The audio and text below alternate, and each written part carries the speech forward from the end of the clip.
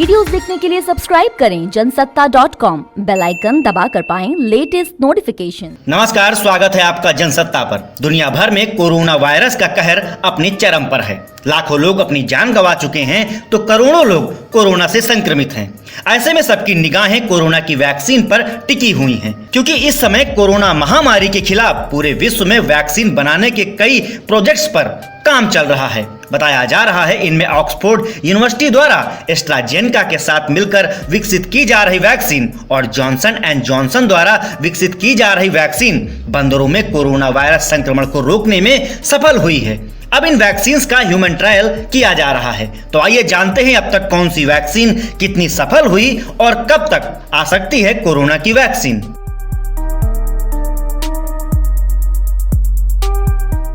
आपको बता दें कि नेचर जनरल में छपी एक रिपोर्ट के मुताबिक ऑक्सफोर्ड यूनिवर्सिटी और ब्रिटेन की एस्ट्राजेनेका की वैक्सीन बंदरों को कोरोना इन्फेक्शन से बचाने में कामयाब रही है। इसी जनरल की एक और स्टडी कहती है कि जॉनसन एंड जॉनसन की वैक्सीन ने भी कुछ ऐसे ही नतीजे दिए हैं। फिलहाल इन दोनों वैक्सीन का इंसानों पर ट्रायल चल रहा है। ऑक्सफोर्ड की वैक्सीन जहां फेज 3 ट्रायल से गुजर रही है, तो वहीं J&J की वैक्सीन फेज 1 और फेज 2 ट्रायल में अभी है। इससे 2 दिन पहले ही अमेरिका की मॉडर्ना कंपनी की वैक्सीन के बंदरों पर ट्रायल के नतीजे भी शानदार रहे थे। यानी अब तक कुल 4 वैक्सीन ऐसी रही हैं जिन्होंने बंदरों में पूरी तरह से कोरोना इन्फेक्शन को रोकने में कामयाबी पाई है। मॉडर्ना कंपनी ने भी ह्यूमन ट्रायल फेज 3 शुरू कर दिया है। गौरतलब है कि ऑक्सफोर्ड और मॉडर्ना इन दोनों ने अपने फेज 1 और फेज 2 ह्यूमन ट्रायल के शुरुआती परिणाम भी जारी किए हैं और वे काफी संतोषजनक पाए गए हैं।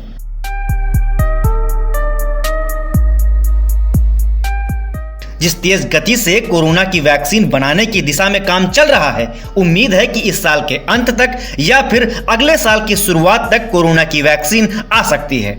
हालांकि इस बीच रूस ने दावा किया है कि उसने कोरोना की वैक्सीन इजाद कर ली है। अगले महीने यानी कि 10 अगस्त तक इसे फाइनल मंजूरी मिल जाएगी। फिर सितंबर तक ये आम लोगों के लिए भी उपलब्ध कराई जाएगी।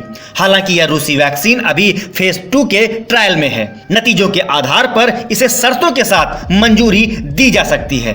पब्लिक यूज के साथ साथ फेज 3 का ट्रायल भी चलता रहेगा।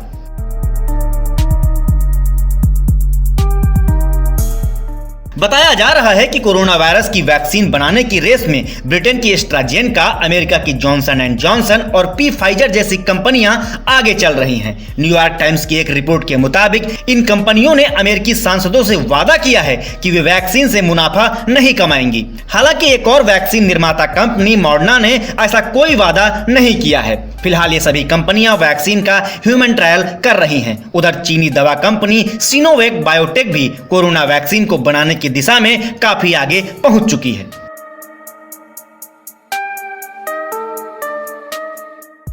वहीं भारत में भी 2 वैक्सीन ऐसी हैं जो क्लिनिकल ट्रायल के पहले और दूसरे चरण में पहुंच चुकी हैं। इन वैक्सीन प्रोजेक्ट्स को इंसानों पर परीक्षण की मंजूरी भी मिल चुकी है।